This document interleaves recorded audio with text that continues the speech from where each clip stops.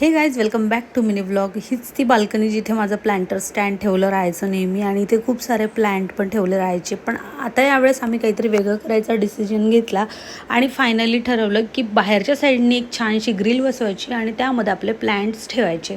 So म्हणजे एवढी balcony आपल्याला वापरायला खाली होईल. आणि कसं तुम्हाला माहिती आहे माझा 1 BHK असल्यामुळे जर अडचण आहे तर आज ग्रिल बसवणारे येणार होते. आम्ही ग्रिल बनवायला टाकलेली होती तर ते आले. त्यांनी ग्रिल तर बसवली पण कॅनोपी बसवायची राहिली म्हणून इथे साईडला ठेवलेली होती. आणि त्यातच मी काय केलं ना की आता एवढं तर काम झालंच म्हटलं तर मी पण माझी क्लिनिंगचे कामं काढले घरातले. आणि त्यानंतर संध्याकाळच्या वेळेला हे कॅनोपी लावणारे आले आणि त्यांनी कॅनोपी फिक्स करून दिली. आम्ही कशा टाईपची ग्रिल बसवली आहे ती तुम्हाला येणाऱ्या नेक्स्ट व्लॉगमध्ये कळेलच. त्याचबरोबर आज क्लिनिंगचे कामं काढले म्हटलं तर सगळे भांडे वगैरे क्लीन करून झाले होते. फक्त डबे भरायचे होते तर ते मी बेडरूममध्ये असे पसारा ठेवलेले होते.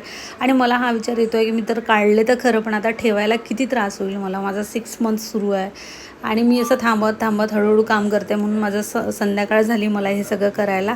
पण मी एकदाचं क्लीन केलंच आणि फायनली माझं मनातलं इच्छा पूर्ण केली. हे जे क्लोथ स्टँड आहे हे मी ॲमेझॉनवरनं बोलवलं होतं की मी बाल्कनीला लावणार कारण आता पावसाळा सुरू होतो आणि कपड्याचा खूप इश्यू होतो सुकवायचा. सो म्हणून म्हटलं गौरवला एकदा ट्राय कर कारण मेजरमेंटच्या हिशोबाने तर ते खूप मोठं आलं होतं. आम्हाला छोटं पाहिजे होतं. तर असा होता आजचा दिवस. चला भेटूया येणाऱ्या नेक्स्ट व्लॉगमध्ये. बाय.